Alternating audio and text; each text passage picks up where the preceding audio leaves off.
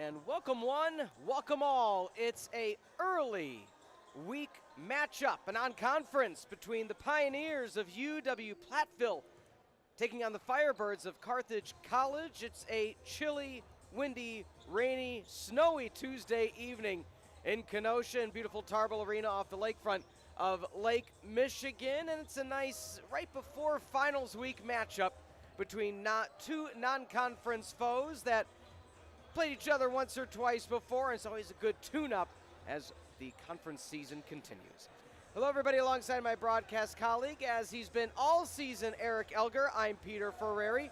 Eric, let's talk about the contest. As mentioned, it's a non-conference matchup. The last time these two teams faced each other was just about a year ago, the end of November of 2024, an 85-72 victory for the Pioneers. They took almost a 10-point lead in the first half and continue it throughout the second. And it's a 3-1 overall matchup, though, for the Firebirds all-time against the Pioneers. So what are you kind of expecting on this Tuesday evening? Well, I think both these teams pretty evenly match. You take a look at just their scoring averages and defense, and it seems like this is going to be a closely contested contest. And you take a look at some of the stats for the Pioneers this season, coming in at 60 or 76 points per game, and as I mentioned, Carthage at 78. So you would expect this one to be really close.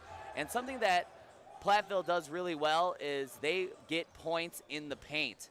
Last game out against Dubuque, they had 52 of their 81 points in the paint, and that's something Coach Jurkovic has talked about all season, is making sure his guys are stepping in those lanes and denying any entry into that area. On the flip side, looking at the home Firebirds, again, statistics brought to you and presented all season by the Pullman Auto Stores of the greater Kenosha area. Once again, thank you to the Pullman Auto Stores being a proud sponsor of Carthage College Athletics on the CCIW network. 78 points per game. They're holding their opponents to 71. Field goal percentage up, opponent's field goal percentage down. Free throw percentage, one of the best in the nation, in the region, with 70% the free throw line. And once again, we saw this past weekend, it was that very number that brought them a nice conference victory against the Pioneers of Carroll. Yeah, and that's, we always talk about how important free throws are closing teams out. And something that's also has been ticked up, or has been on the upward trend, is the shooting percentages for the Firebirds, because they really started out in the two losses they have this season.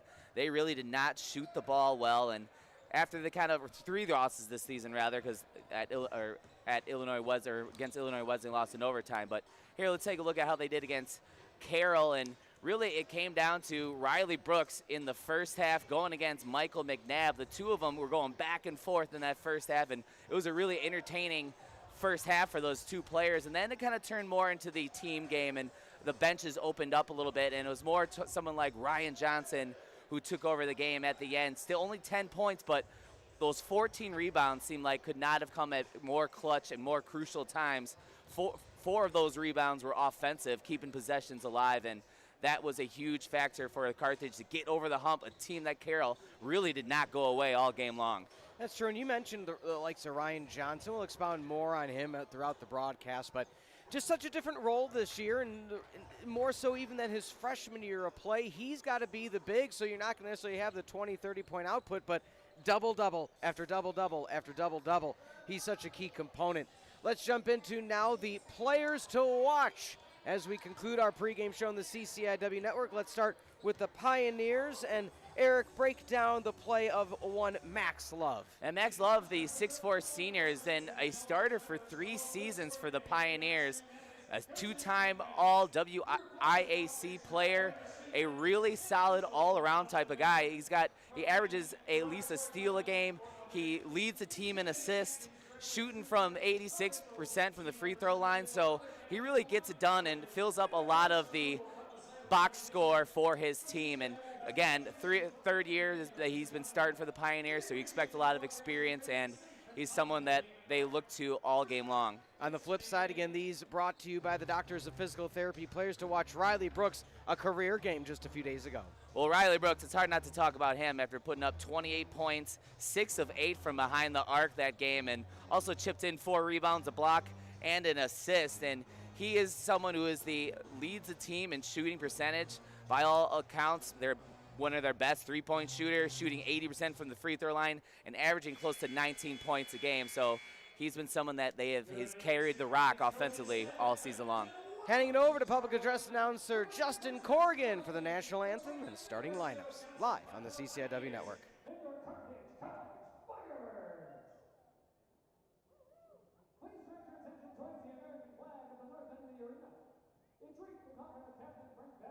A former Carthage student who died in Vietnam in 1970. The flag is a gift to the college from his parents. In remembering Captain Maverick, we pay tribute to all who have sacrificed their lives for our country and honor those who today put themselves in harm's way in service to America. At this time, we ask that you please rise if you are able and move your caps for the playing of our national anthem.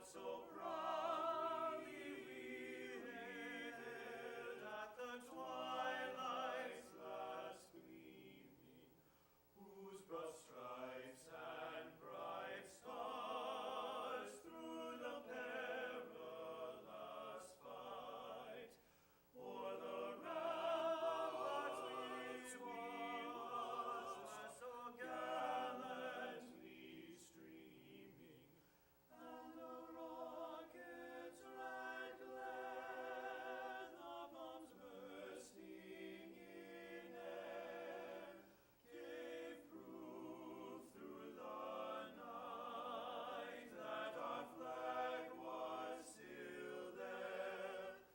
Oh, say does that star-spangled banner yet wave o'er the land of the free and the home of the brave?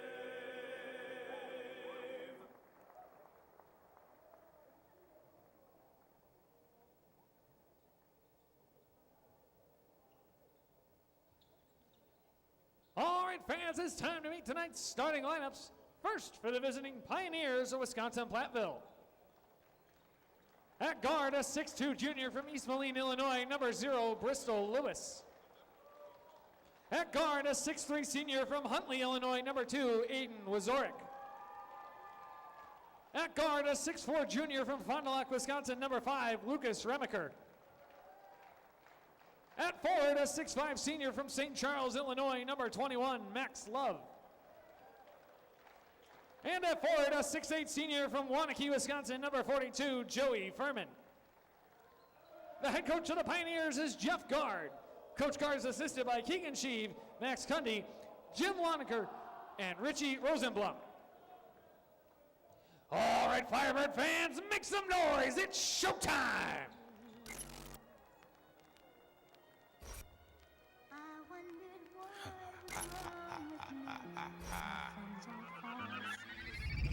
First was savage, mold my mood, that's what it was. 2016 was running around, beating us up in the club. I know she around for the money, but act like she loyal, I don't feel the love.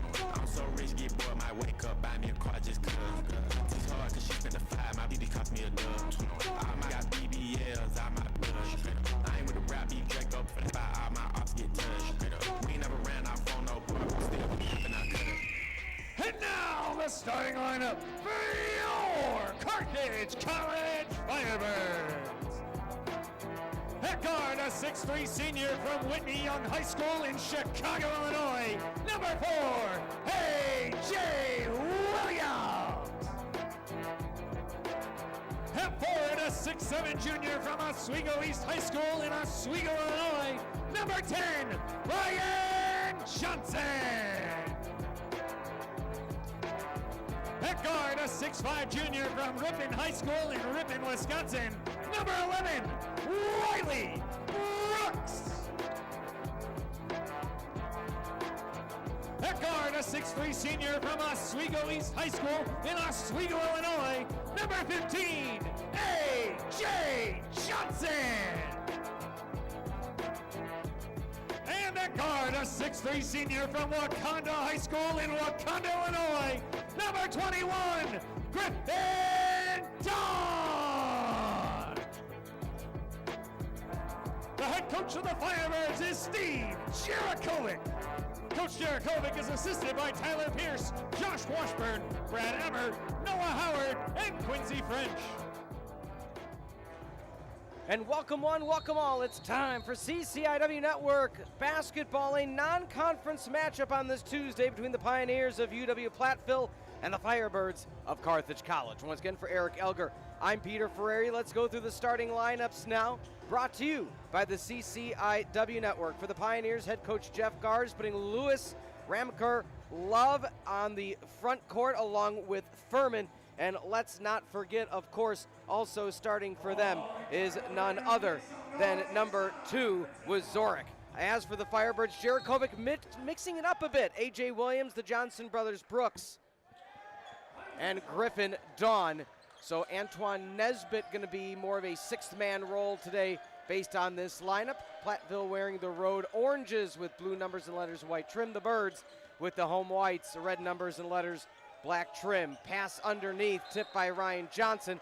It's kind of like the defense you like to see early on the first possession for the Firebirds, defensively blocking the paint. Exactly. You could see what they were trying to do there, set up Joey Furman, who is been so efficient this season. I mean, coming into tonight, shooting 75% from the field. So when he gets a shot down in the paint, he's converting. So if you can deny it, that's what the Firebirds have to do.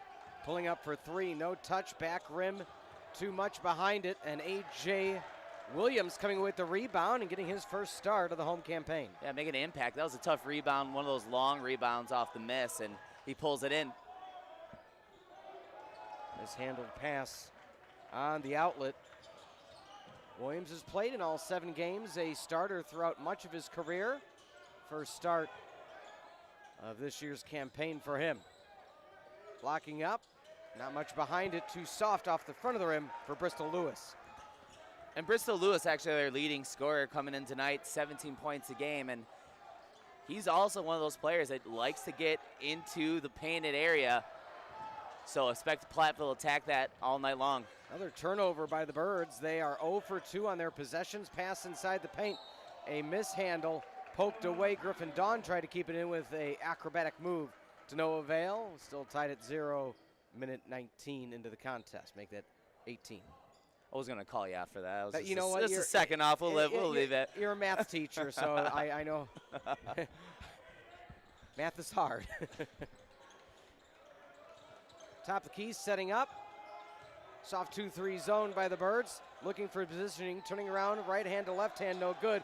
Johnson coming with the rebound. Furman from Waunakee, Wisconsin, not able to come with the basket. And that's something we talked about, Ryan Johnson sticking his chest there. Great solid defense, force him to make that tough hook shot, and gets the miss. Turnaround jumper, A.J. Johnson, no good. Offensive board, A.J. Williams, he's gets blocked, and yet again, coming away with nothing are the Firebirds. Can't even get a shot at the rim. Baseline hitting the side of the backboard. Their own offensive rebound by number 21 for Platteville, Max Love out of St. Charles, Illinois. And he's going to the foul line for 2. And I mean, it was a very errant shot, as mentioned, hitting the side of the backboard, but fouled his own shot and made it work. That was almost something that went so wrong. It turned out all right for Max Love, and he gets his offensive rebound, almost like he passed it off to himself off the side of the backboard. And here, as I mentioned, pregame, 86% from the free throw line.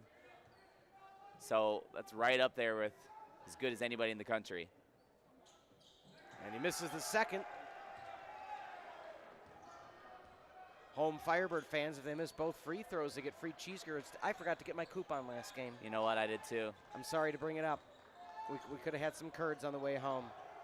Johnson contact under the basket, no foul, and it'll be the first bucket for Carthage, and A.J. Johnson coming away with a big one. A.J. Johnson taking advantage of the aggressiveness.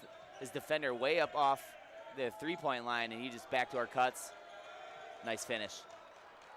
Strong defense down low by Johnson, still wearing the ankle brace on the left ankle. Screen at the top, pushing off is Lewis. Nowhere to go with the pump fake. Williams following his defender in. Easy layup by Caden McKenzie out of Wanakee High School, former teammate of one Joey Furman.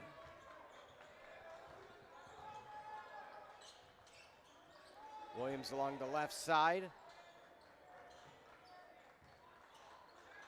Soft zone as well. Riley Brooks misses it. Johnson throws it off the leg of a defender, being Furman, and Johnson, the elder, does the same, and the Birds down by 1, but will keep possession with 19 seconds. That's something that Coach Jurkovic mentioned there with Riley Brooks. Almost looked like a really tough, long three there, and something that he's been successful for is if he gets shots within the offense and his teammates find him open, that's what really paid off for him last game out. Dawn with the pump fake, nowhere to go, down to 10. Johnson drives, the kick inside for Williams, the up and under. Fancy move by A.J. Williams. Birds back up by 1. It looked like there was no chance he was going to get that shot off there, but a little up and under, reverse to the right. Great take for the Firebirds and jump out in front.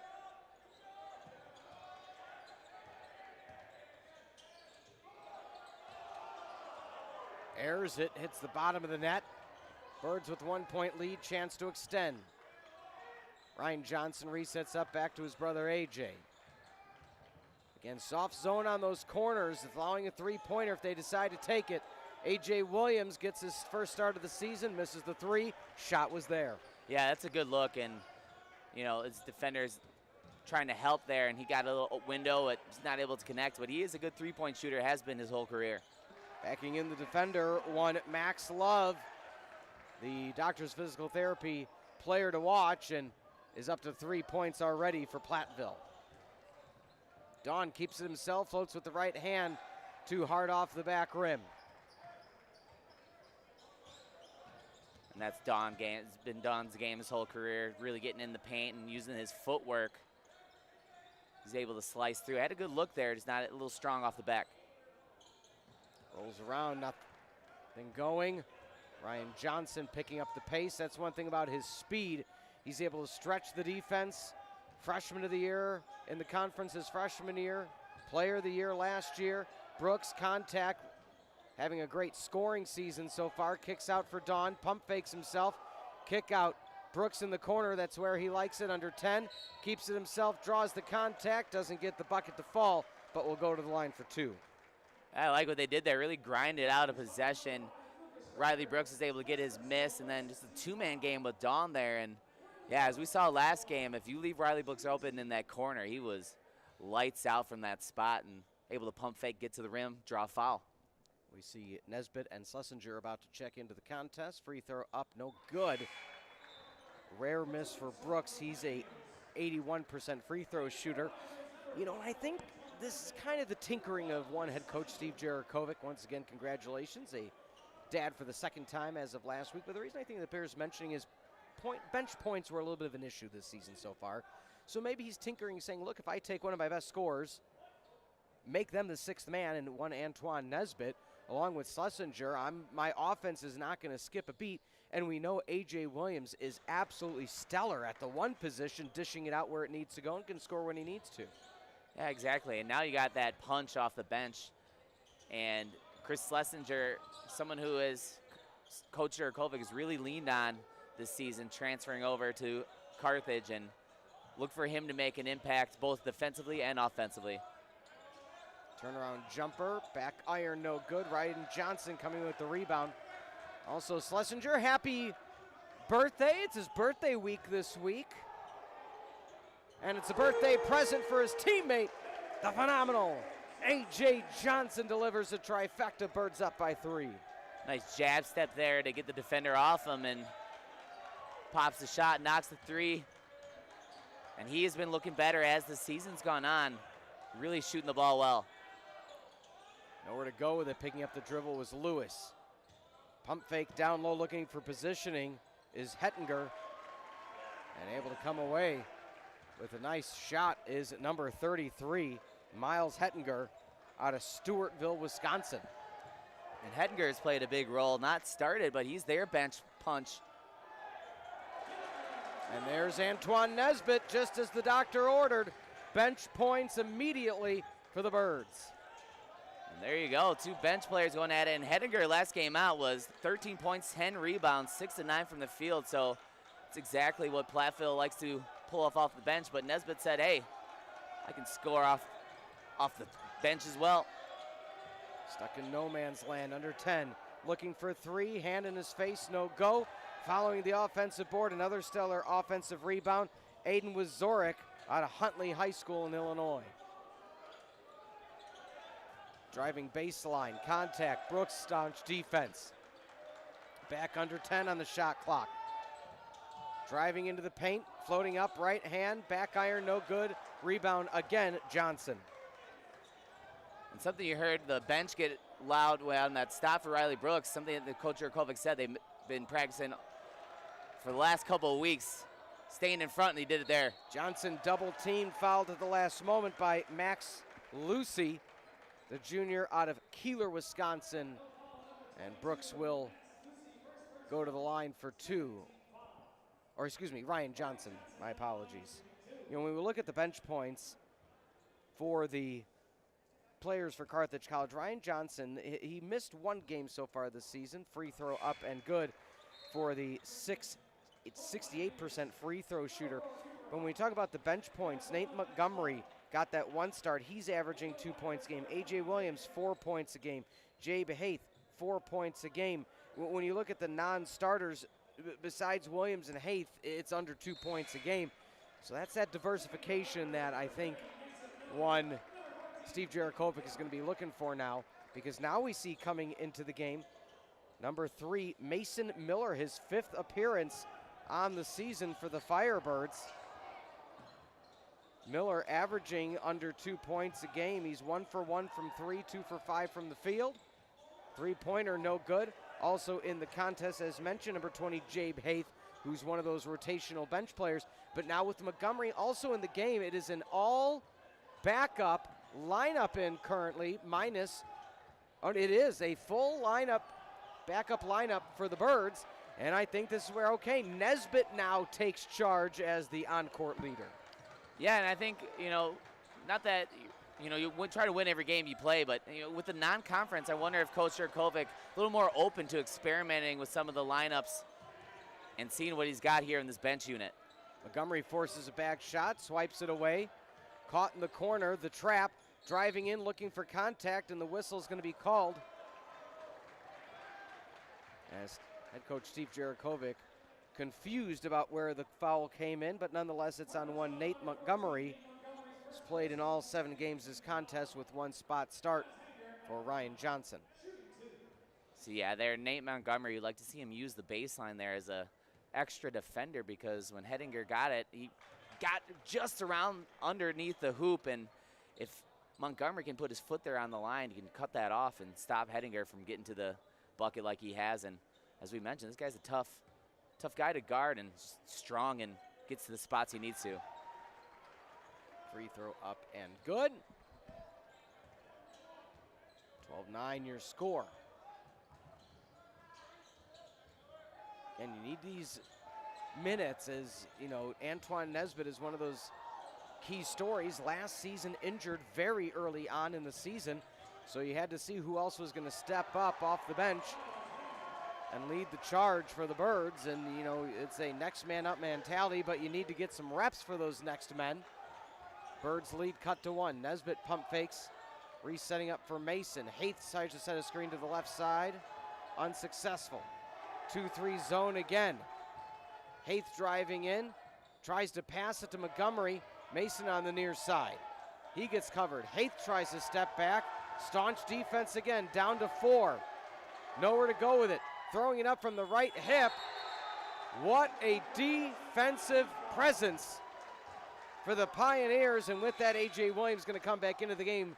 They didn't have one clean look the entire shot clock. Yeah, and that's where, we mentioned with the bench unit here is you'd expect them to play a lot in practice, but it's completely different when you're getting into a game and a tough team like Platteville.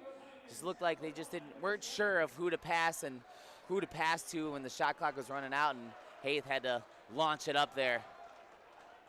But credit to the Platteville defense. they made it tough for the full 30. The shot, good. And just like that, Platteville on top, a three-pointer for number 5, Lucas Ramaker. And Ramaker coming in, shooting the best from behind the arc for Platteville, and Pioneers just broke that little press and found him wide open.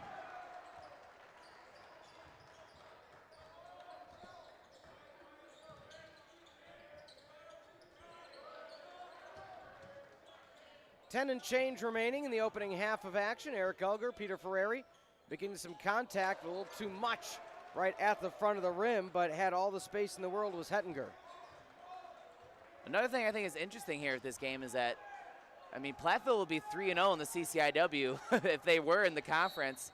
They've taken down 3 of the opponents that the Firebirds will be dealing with. They both played Carroll, both came out, and Platteville came out with a win, but they also played North Central and Augustana, both wins in overtime. So like I said, if Platteville was in the CCIW, you'd be 3-0. So Carthage, I mean, thinking about through, you know, if we beat them, kind of that kind of thing. And so this could be a big win to, again, boost the confidence of the Firebirds and continue their march towards a second regular season championship. You know, it's one thing when we say, oh, it's the Battle of the Birds when two, you know, aviation-style mascots play each other. But how about when it's the Pioneers versus the Pioneers? That's got to be one of the more rare matchups. Haith gets the offensive board and back up. Outstanding play by Haith on that second effort. That's exactly what you need from Haith there, just the energy, hustle, didn't give up on the rebound and pulls it in over the smaller defender and gets an easy bucket for the Firebirds. Along the left side, Pioneers dribbling, found the paint again, easy layup. These easy layups been one of the Achilles heels for the Firebirds. You even mentioned in the pregame show something Coach Jarakovic said we have to work on. Yeah, and just trying to limit them because Platteville, not a huge three-point shooting type of team. Schlesinger underneath the basket, up at the right hand, and the transfer. Gets a solid bucket, his first bucket of the game. 2s across the board for every player on the court currently. For the Firebirds, they're tied at 16. And that rebound created by Haith. Back-to-back possessions where he has been a force on the offensive rebounding glass, keeping plays alive. Hand in his face, doesn't matter. Trifecta, Max Love shooting 260 from three-point land. Gets another, and he's up to 8 points, the game leader. Yeah, that's not really, I mean, half his shots have been 3, but he's really much more effective going to the basket, but showing that he's got a little outside jumper as well. Nesbitt drawing contact down low, touched at the last second. Head coach for Platteville, Jeff Gard, thought it was a travel, but they're saying that it was touched when he spun around. Yeah, fortunate for Nesbitt, just able to get almost, got a second life there. Ball comes loose, and there he can just put it right back up.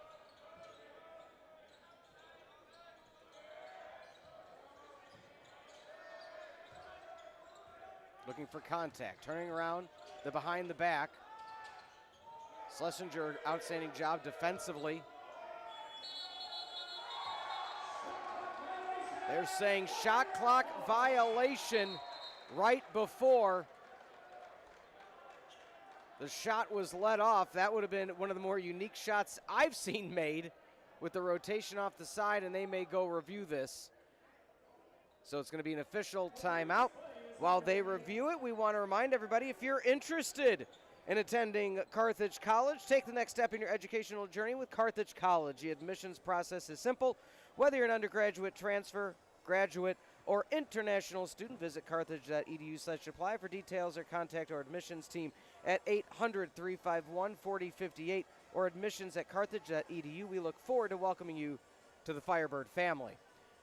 1 point lead for Platteville. Don't want to say it's a crucial make or miss this early on in the contest, but at least I think it bears mentioning that, you know, no team has really gained momentum so far, but it's good to see the Firebird defense forcing the length of a shot clock, because that's been one of the things all season, Eric, they haven't been able to do. It's been quick shots in the lane, quick shots and passing at the blocks. they haven't really forced their opponents to use the length of a shot clock. Yeah, and there I think, again, it comes back to Ryan Johnson did a nice job forcing. I mean, that was going to be a tough shot, as you mentioned. If it goes, Furman really had it in his bag there to kind of step back jumper. But, yeah, Carthage, I think, has done a nice job defensively so far. I mean, really right now, you take a look at some of the stats. I mean, it is dead even. Both teams 7 of 19 from the field. It's just the difference right now is one of those shots for Platteville. They got one more three-pointer.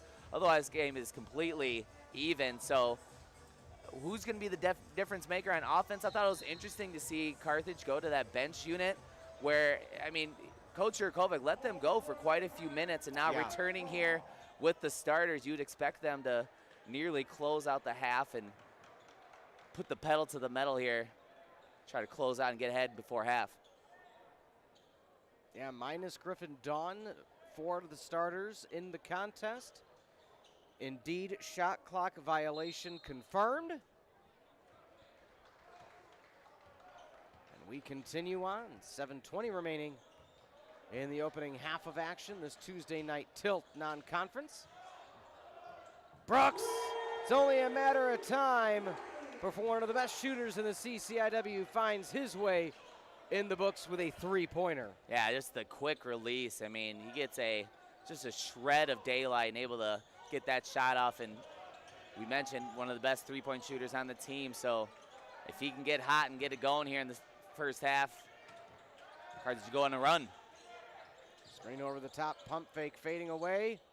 Rolls around, no good. Haith getting some quality minutes here. We mentioned he's one of those players. Who's going to be the big one to step up to gain the trust and the confidence of one Coach Jurkovic?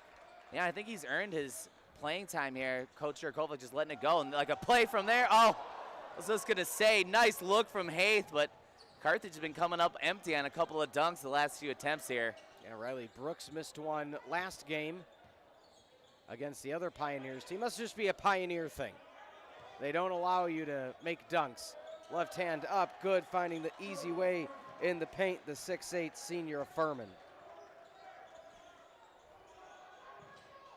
Haith looks for a three-pointer of his own, tied at 21. Quick shot in that possession, and the Pioneers look to take the lead. Driving baseline, turnaround, no go. Resetting up is Lewis. 1v1 against Johnson. He pokes it away as once again Furman was looking for penetration unsuccessfully. Double team, Brooks off the backboard, no good. And again, 2 possessions in a row. This time around, Carthage just taking the first shot, bringing it up the court. Yeah, Riley Brooks trying to go off the glass there, just not able to connect. But, I mean, I think we got to a spot that he likes to hit from, just doesn't connect. Open, 3. Rims out, no good. A.J. Johnson with a rebound. And again, nice help defense there. You can see stop the drive, force the shot from number 2, Wierzak. I feel by this point, this past weekend, Brooks had 182 points. Sitting at 4 so far today, 1 of 4 from the field. A.J. Johnson, point blank up, no good. He's the Birds' leading scorer with 5.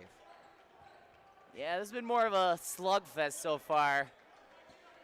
But something that Platteville did last game, they were losing 32-29 at half against Dubuque, but then they put up 52 in the second half, so they still got it in them. Layup with the left hand and good. A scoreless 2.5 minutes for Carthage. 1 out of their last 5 from the field is going to force the hand of Coach Jurkovic to utilize a timeout. While we have a minute, let's also thank the Badger Bus. For over a century, Badger Bus has provided safe and reliable transportation between Wisconsin and Minnesota, whether for work, school, or a big game. Badger Bus ensures comfortable travel with daily routes, charter services, onboard Wi-Fi, and professional drivers. Experienced why generations trust the red and white buses. Learn more at badgerbus.com and book your next trip today. Eric, thoughts so far with 4:30 remaining in the opening half of action in this non-conference matchup? Yeah, I really think the defense has come to play so far here in the first half. It just a couple buckets not going Carthage's way and just not been shooting so well here in the first half, but I think both teams good defensively. So it's going to come down here is who can make more offensive plays, and Carthage continuing to look to kind of see who's going to be that guy tonight. Seems like Riley Brooks stepped up, hit a 3 earlier, but didn't connect on a later possession. So see both these teams trying to work out and see where the offense is going to come from. Nesbitt, the spin up with the right hand, soft foul going to be called. Platteville thought it was a little bit late of a whistle. Looks to be against number 1, Caden McKenzie, his first foul. And there's Nesbitt. I mean, that's something he's probably the best at the team at doing, is just the quickness that he can get, and he's got some of the best spin moves, I think, on the team for sure. And there, he was just able to carve it up, get to the lane, draw the foul. I know it was 2 seasons ago now, but a breakaway dunk by Nesbitt 2 years ago when he was a sophomore. Still one of the best dunks in recent Firebird history. I forgot who it was against, but it was a huge conference game late in the season, early spring. Good to see him back at full strength this season. Yeah, I would assume if there was a dunk contest for the Firebirds, I think it'd be over pretty quick. Number 5 would be my pick to come out on top of there. Stolen away, Brooks. Taken away, Hettinger. Look at the shot clock here. Well, it was considered a steal by Brooks. I would assume he had possession long enough, and then the steal back by 1 Hettinger to reset the shot clock. That would be my assumption. Yeah, that's a tough one for the shot clock crew there. Yeah. Ball Beep, going back. beep, I know. beep. But Riley Brooks was looking to start that fast break, just a little ahead of himself after the nice poke steal.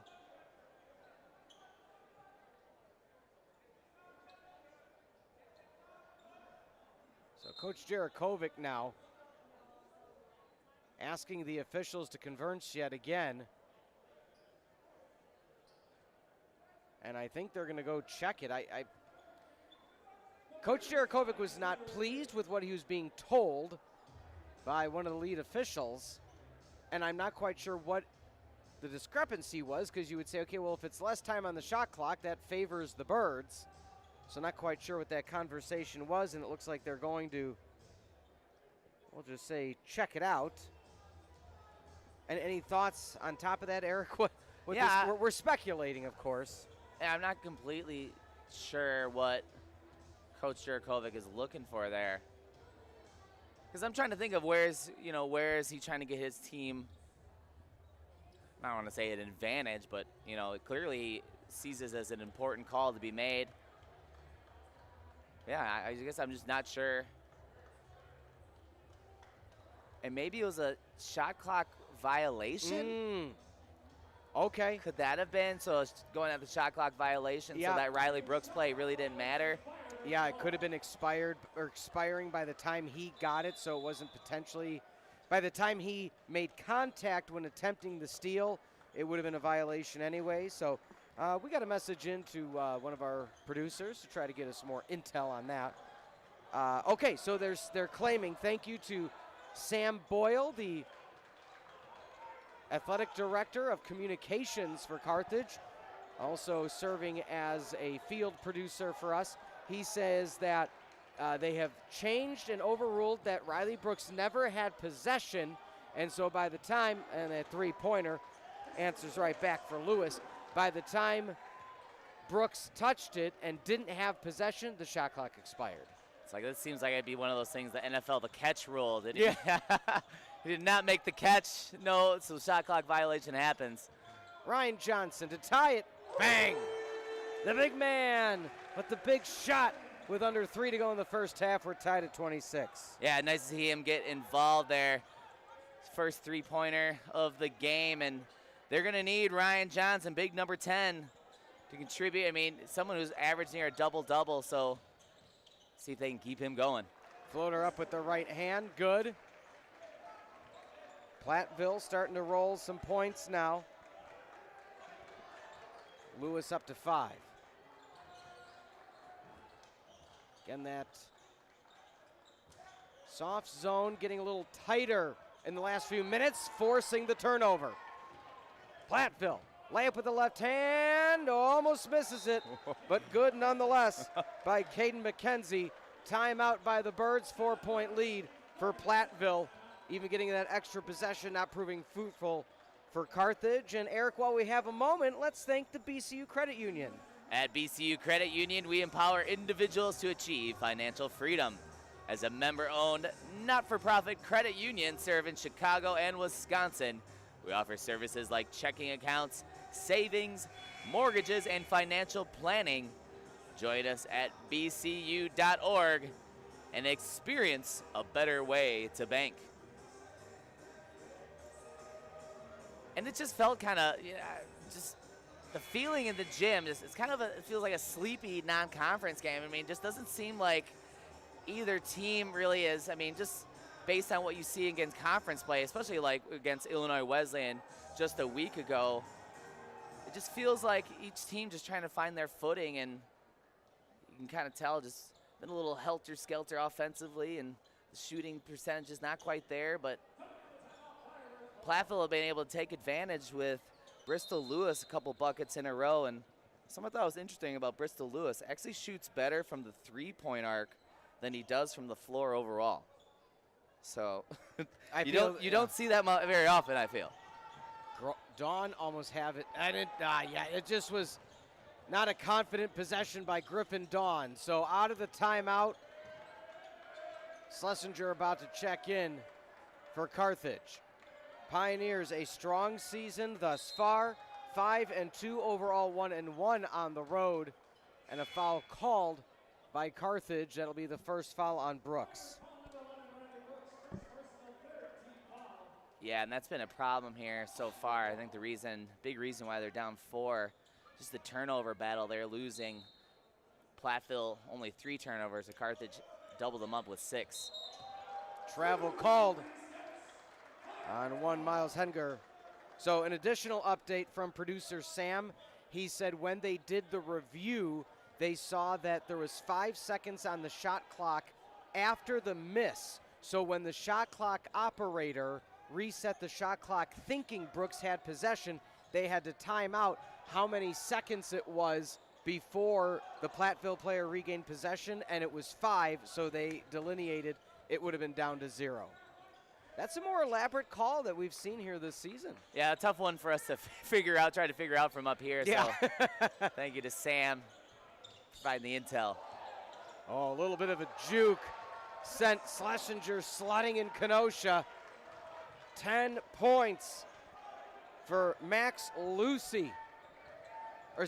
For Max Love. The roster has back-to-back Maxes, so my apologies. But Eric's player to watch coming up strong. Johnson pulls up, short 2, no good. Schlesinger gets the rebound, called for the foul. Schlesinger, huge heroics a week and a half ago against Illinois Wesleyan, a layup as regulation was expiring with contact. And there, I think offensive rebounds is the reason why Carthage isn't down by more. Ryan Johnson again, another sloppy possession for Carthage. Between the early possession errors of this contest and these last few possessions, a lot to talk about for Coach Jarakovic. And again, penetration. Johnson couldn't stop the train of Hettinger that was coming into the station. It is a 8-point lead for Platteville, a scoreless 2 minutes plus for Carthage. They are 1 for their last 9. Yeah, just have not shot the ball well here in the first half, but they've hung around enough with the defense and offensive rebounding. Let's see if they can get a big shot here to close out the half. Brooks, exactly who you want in. Thought he got fouled, and they're going to say shot clock violation. Thought he got touched. No call. Platteville has 2.3 to go for a long-range shot. Yeah, another tough possession. I mean, really, Platteville's closed out this half, putting the locks on the Firebird offense.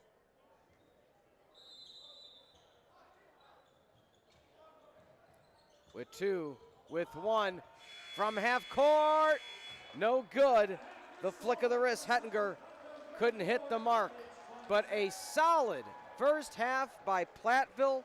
A scoreless 3 minutes to end the opening half for Carthage, including an 8-0 run by Platteville. Eric, before we take our halftime break, thoughts on the opening half of action? I mean, I think of the way that Carthage has played, they're lucky not to be down more than 8. I mean, not shooting the ball well, turning it over.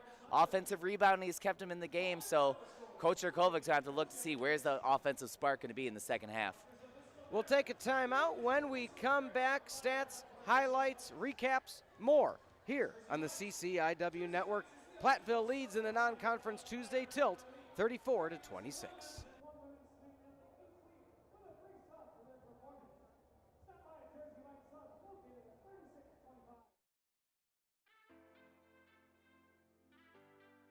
Being a student athlete at Carthage, you get the best of both worlds, honestly. You get to learn, grow in the classroom, and then also be a part of the sport that you've fallen in love with since you've been playing it. You get the one-on-one support from the teachers, and then you get the help from your teammates as well. The athletics teams here at Carthage, they're like really good. Some of the achievements that we had during this past year, the volleyball team won the national championship 2 times in a row, like 2 years in a row. So it was incredible to see it because we are like a unit. So it's really nice like to have everyone together and cheering for just one thing. So the athletic facilities at Carthage, they're new and improving each and every year. We have the baseball, softball, and football field that all of our athletes compete on. There is the Tark, which houses the baseball weight room. There's the actual gymnasium itself, so Tarble Arena for our men's, women's basketball, volleyball. And then obviously the swimming pool that is also in the Tark, and upstairs there's the field house. We've added the Nest, which is a recovery room for all of our student athletes. There's massage guns, there's granola bars, there's other food items. So we have a lot of nice things in that room that you can sign up, take it, and it's completely for free. There's so many great opportunities. The athletic staff's super kind, your coaches care about you.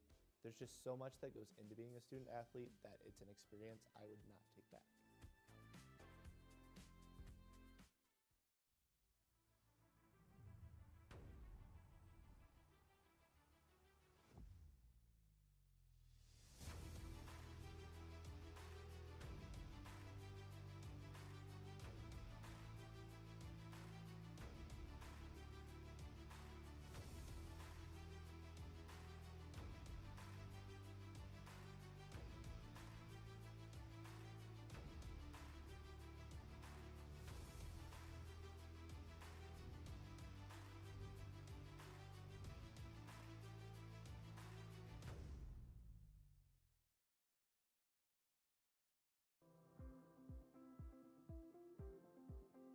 The Aspire program is part of the Aspire Center, and the Aspire Center is our 4-year career and professional development program here at Carthage College. The Aspire program is really different and unique from other colleges and universities' career programs because instead of what the typical experiences of senior year trying to go get a job or an experience after college, we want students to build their experiences starting from day one.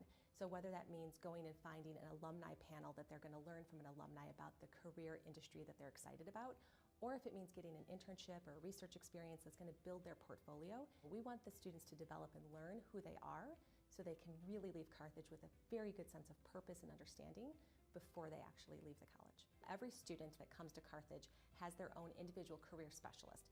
This is a person who specializes in the industry field that they're going into. For example, we have a career specialist for our arts, communication, and culture students. This is a person who's been working as a graphic designer for the past 20 years. And she's responsible for helping those students get opportunities and experiences along the way. I landed my first internship as a freshman at Deloitte, which is #1 of the Big 4 accounting firms in the world. Through the Aspire program, I was able to develop skills that helped me in interviews as well as networking with other professionals.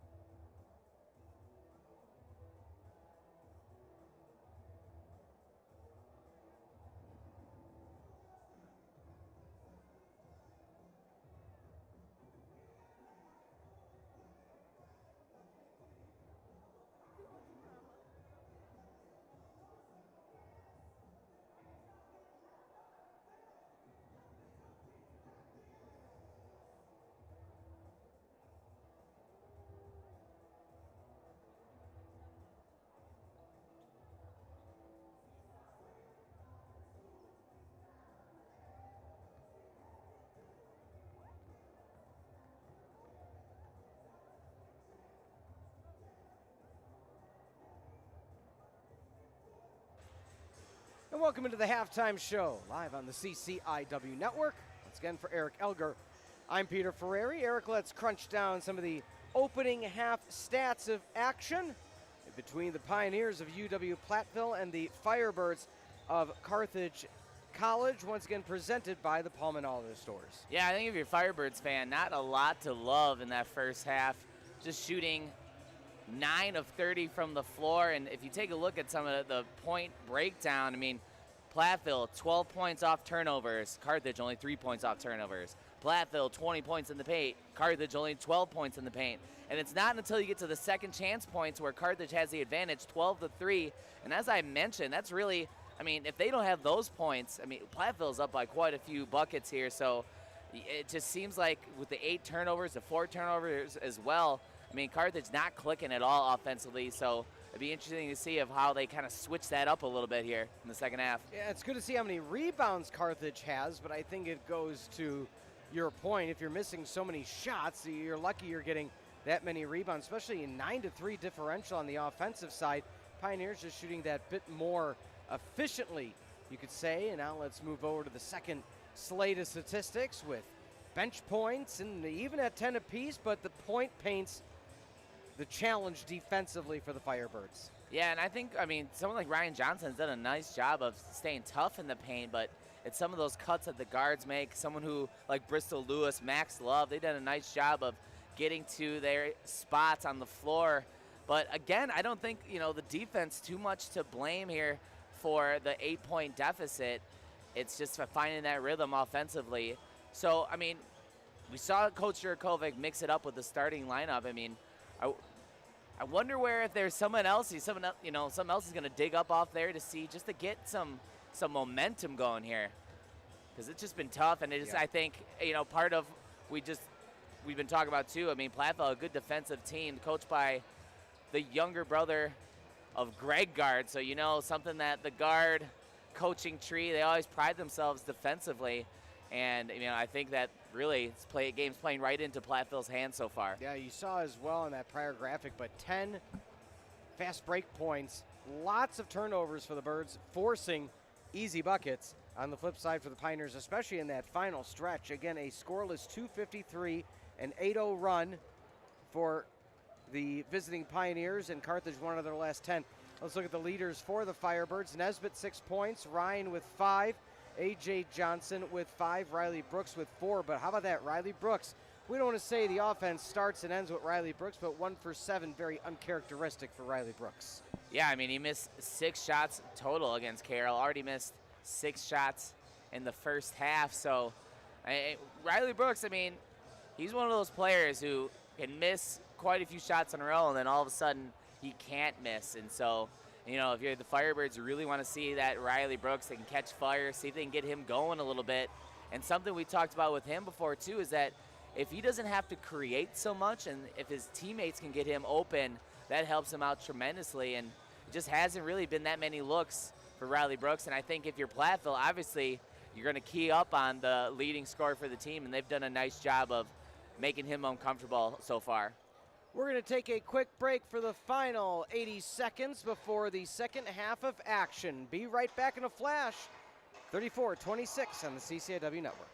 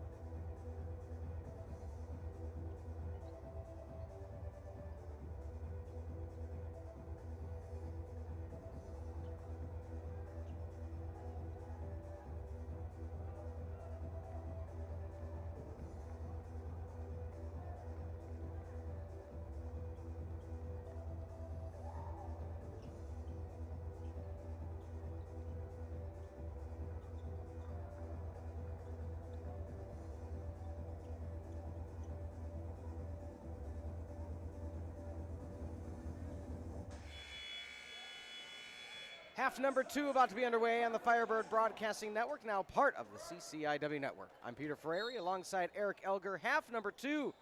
Can the Birds find a little bit of offense where they struggled to conclude half number 1? Starting lineup, back in the lineup for the Birds. And a no-go in the first 15 seconds of half number 2. Good look there, though. They got some motion there, a little two-man game there in the left wing, and Johnson gets the shot he likes. I mean, he's been making those his whole career, just again, struggling to shoot from the floor for the Firebirds. Dawn manned up, a little bit of a push off, clean. Max Love picking up where he left off, 12 points for the big man, 10-point lead for the Pios.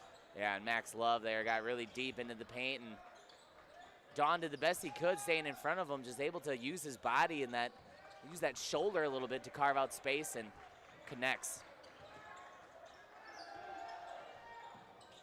Kick back, Ryan Johnson, chance for the N1.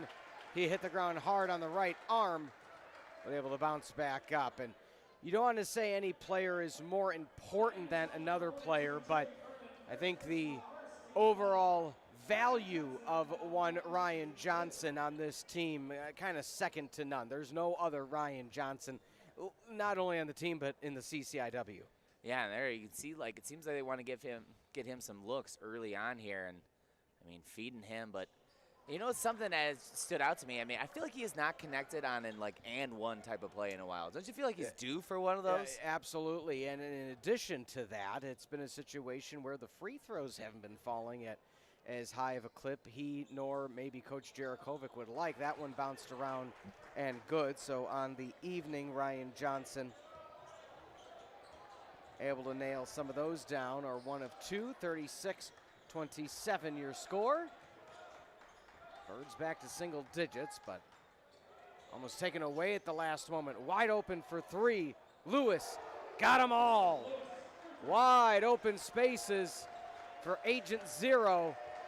12-point lead for the Pioneers. And Furman got a lot of attention looking at his way, and he just finds a wide open Zero, and he connects on an easy look.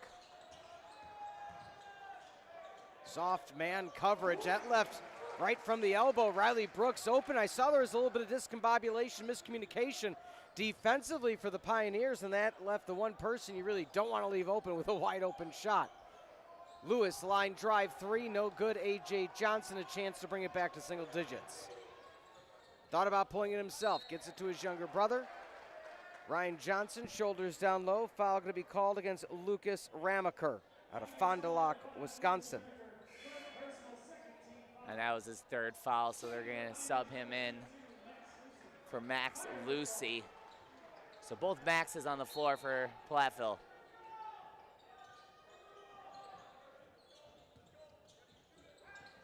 Screen at the top. Griffin Dawn.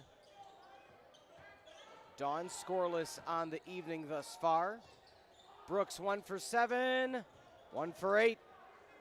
Tough shot. Good defense again by the Pioneers, and I think it's kind of like one of the unsung notes, if we haven't mentioned it enough, is the defense started off so strong for the Pioneers that it's nice to see that picking back up if you're a Platteville fan.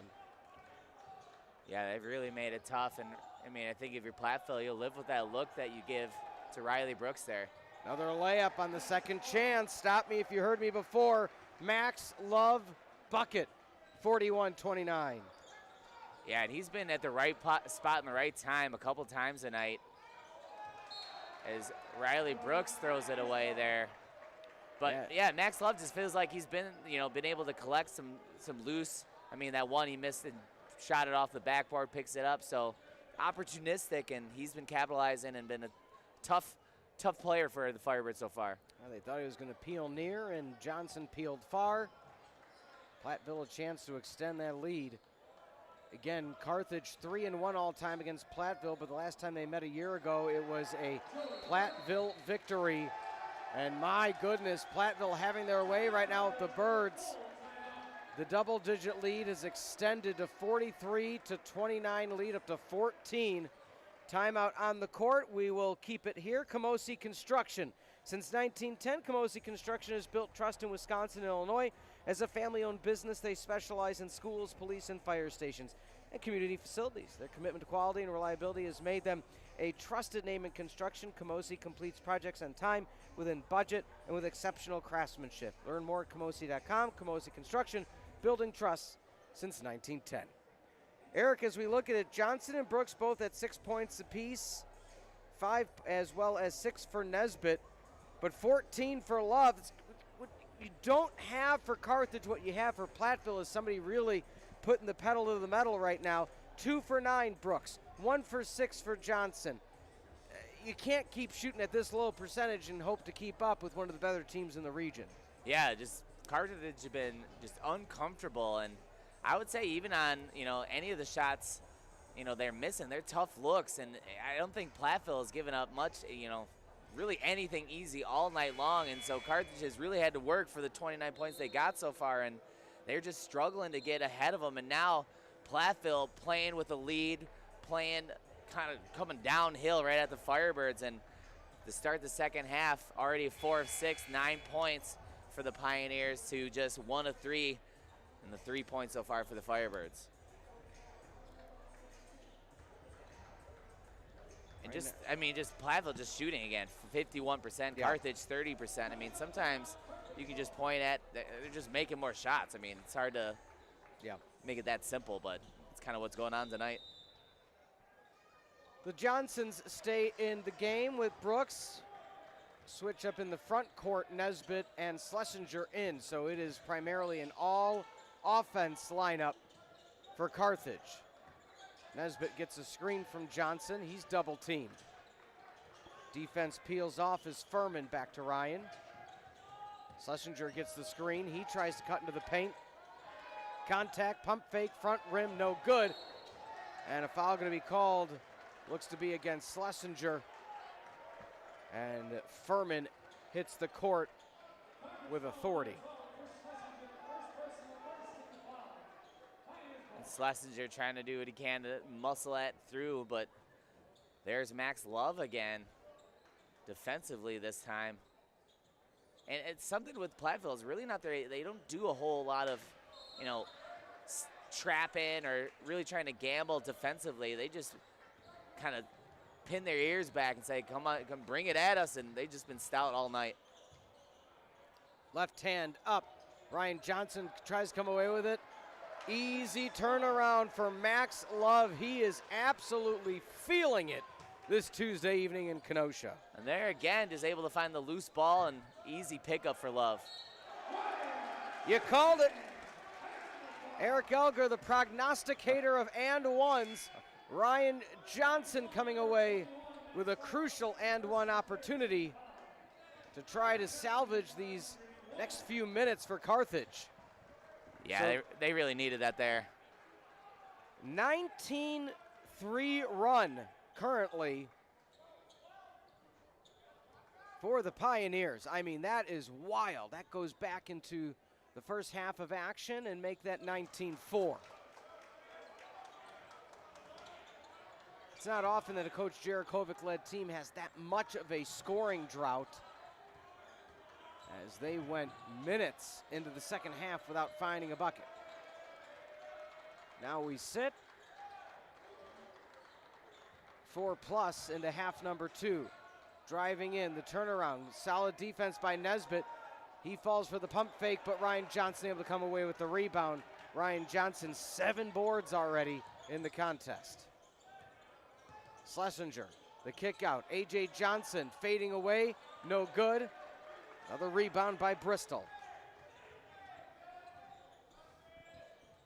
You can see the Carthage bench just waiting for one of these shots to go in. They just cannot get the momentum going. Miss from way downtown by Lucy, the other Max. Carthage builds some momentum now. Schlesinger, the birthday boy, can't find the bucket. A.J. Johnson hits the court. Early numbers for the Pioneers. The step back jumper rolls around, no good. Lewis, pace is still at a high level. However, shots starting to fall at less of a high clip for the Pioneers.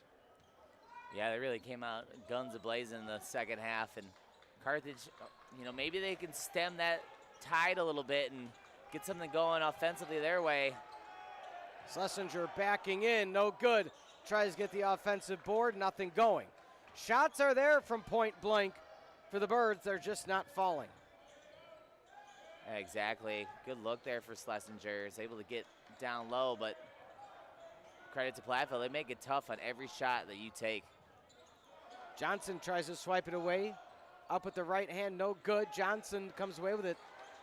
To note, I just thought of it right now, there has been no jump balls this entire game where we had a sea of them against the other Pioneers of Carroll.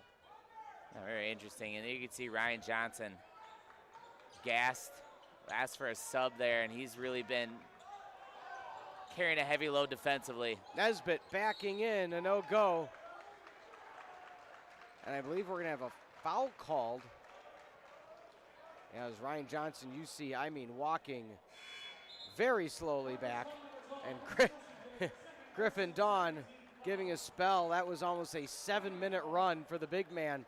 And it's one thing if you are a one-trick pony, but Ryan Johnson, the expectations is the Swiss Army knife. Offense, defense, and everything in between.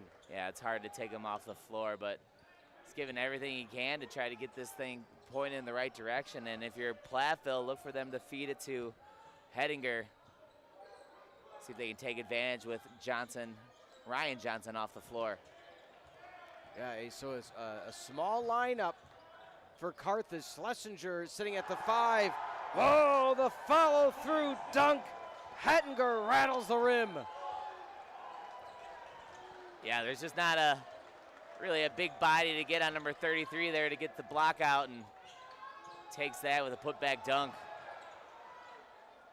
Schlesinger almost stepped on the line.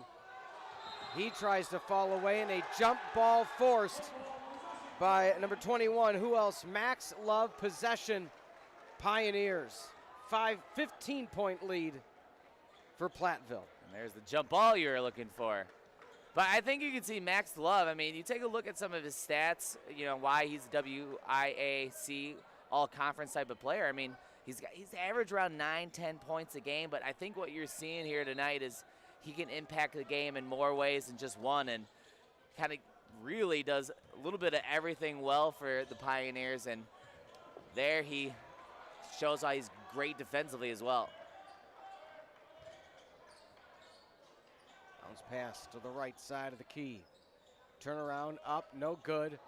Fighting through the sea of hands. Love looks again to no avail. Williams gets it out for teammate Haith.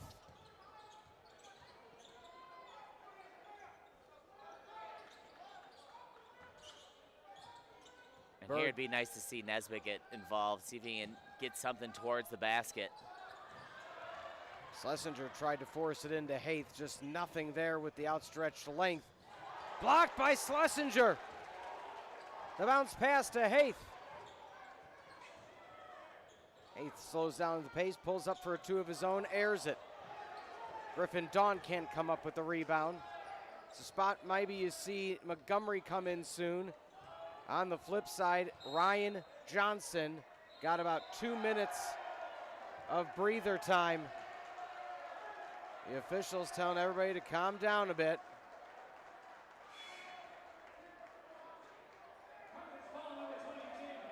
So Jabe Haith gonna get called for the foul.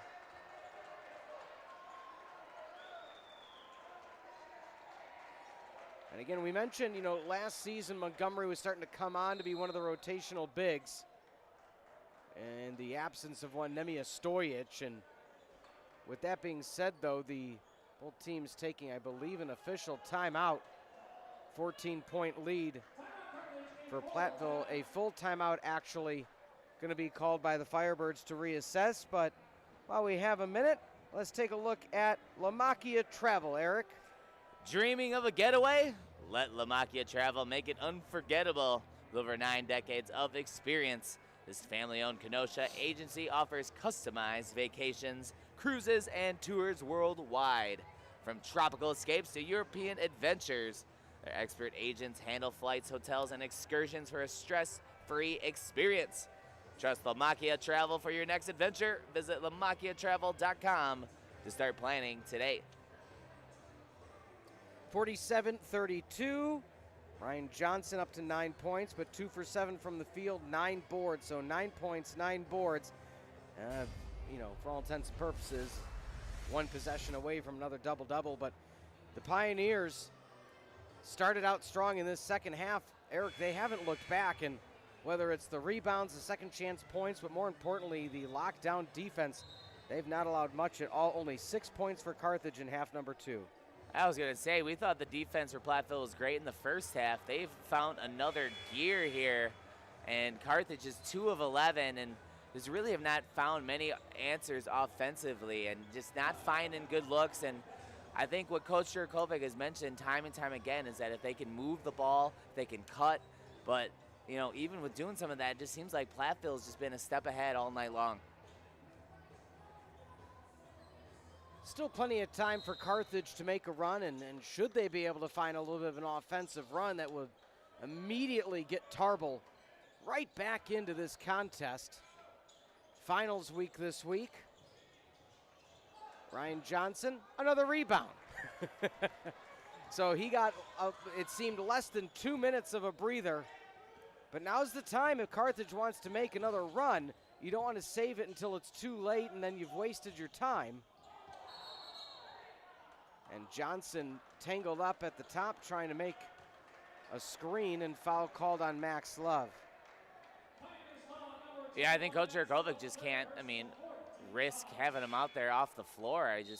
Both defensive, offensively. You saw when Ryan Johnson was not there defensively. Carthage was kind of just hanging on, hoping that they didn't do too much damage down low. And, Ryan Johnson's really the biggest and one of the only forces they have to kind of match numbers like 42 Brooks from pulls, Platteville. Yeah, I was just saying, Brooks, another miss, and an uncharacteristically low shooting night for Brooks. 6 points, 2 for 10 from the field, 1 of 4 from 3. Turnaround right hand floats up, nothing but the bottom of the net for Wazovic.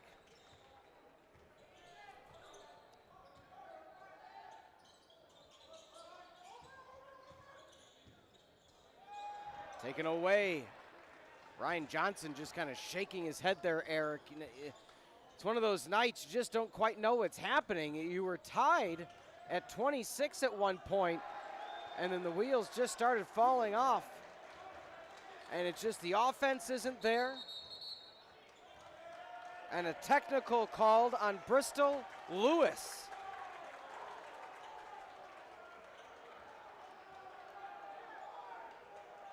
Head coach Jeff Gard saying why. Assistant coaches Keegan Sheave, Mac Cundy, Jim Longer, and Richie Rosenblum all pleading for an explanation, and could be taunting per se. Brooks for the free throw and makes the first.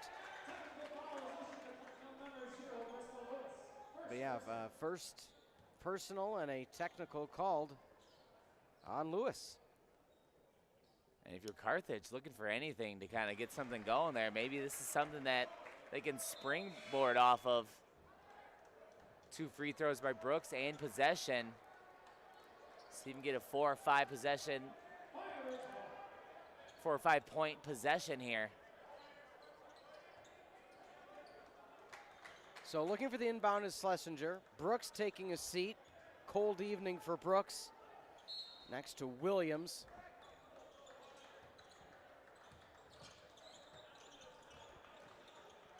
And something that's going to make this comeback against Platteville really tough is that they don't turn the ball over. Just 4 turnovers. Carthage now at 12.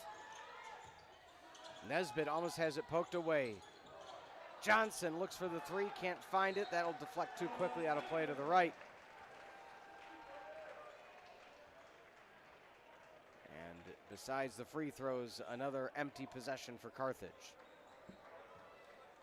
You don't want to keep harping on the shooting, but, when you look at it this far into the game, nobody has more than 3 shots made from the field goal from the floor for Carthage. Everyone, the most shots somebody's made is 2. So when you got something like going like that, you know the offense is really struggling. Screen at the top, into the contest now, number 4, Cooper Hoffman. The pump fake, the block for Johnson, the poke away, and Dawn comes away with it.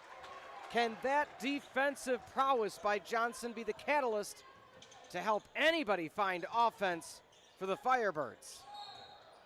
Foul going to be called by the aforementioned Hoffman out of Pecatonica, Illinois. Point is foul on number 4, Cooper Hoffman, first personal, 6th team foul. Schlesinger with the inbound. Walks into a sea of orange, three-pointer, no good. Schlesinger, the offensive board. Nesbitt, open for 3, bang! Huge three-pointer.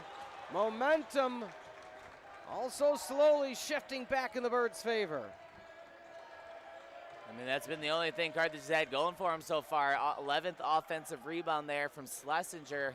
Keeps it alive for Nesbitt. Ryan Johnson, another steal. Drives in, keeps it himself. Look for the and one. Dawn flicked it up. Johnson had the right idea.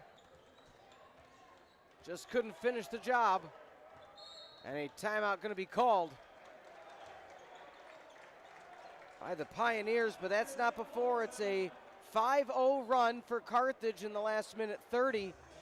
Carthage still won for their last 10 from the field, but you take it any way you can, and right now, lead back down to 14 and 8.5 to go. So Eric, momentum, albeit small, Firebirds starting to feel it enough that the Pioneers needed to take a timeout. Yeah, and both of it's been really good defensive stops there. Had a couple blocks, couple steals, and you see Ryan Johnson trying to do. I mean, if you've seen what Platteville does when they can set up their defense, so you know, I mean, you can see what Ryan Johnson's doing there, just trying to fast break, get it to the other end, and just kind of been the theme all night is that got to the bucket, just not able to connect.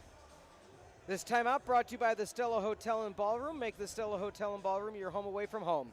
As proud supporters of Carthage College, the Stella Hotel and Ballroom is honored to celebrate our college and local community. Visit online at stellahotelkenosha.com. Call 262-842-2000.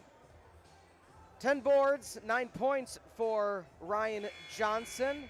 Brooks, 2 for 10. AJ, 2 for 7. 1 for 5 Williams.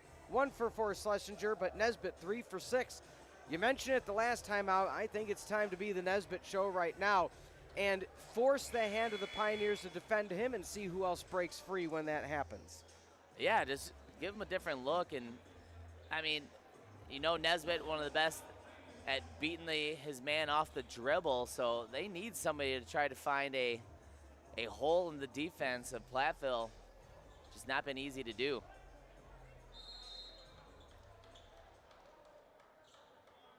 Can the defense get another stop for the Firebirds?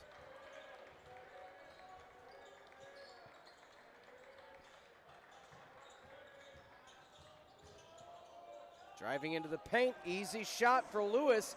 He kept waiting to see what defender was going to come guard him. Kind of nobody did, and next thing you know, he's at the block with an easy 2. Exactly. It looks like he was going to go to Furman, just never did, and was kind of able to walk all the way to the basket. Schlesinger rims into 3. Lead down to 13. Carthage finding the long-range shot from the top of the three-point arc. Again, they're going to need every one of these and see if they can find a hot hand somewhere, but first it's going to come down to getting defensive stops. And they're going to have to string quite a few of those in a row here to try to make this interesting. Ryan Johnson, 27 minutes for the big man. How about that? Holding it up there to make sure everybody sees it. Max Lucy out of Keeler, Wisconsin, the pride of Cuba City High School, extends the lead back to 16. And Platteville getting contributions from the bench now, making it even hard to try to mount a comeback. The depth of the Pioneers really testing the Firebirds. Nesbitt feeling it from the field. 12 points for number 5. Yeah, I see no reason why you just don't keep going to him. Number 5 here, see what he can do. But, you know, if you're Platteville, you can run your offense, really run the guys into some screens, some tough cuts. Time's on your side if you're an orange. Pump fake looking right is Wazorek. Taking away Nesbitt.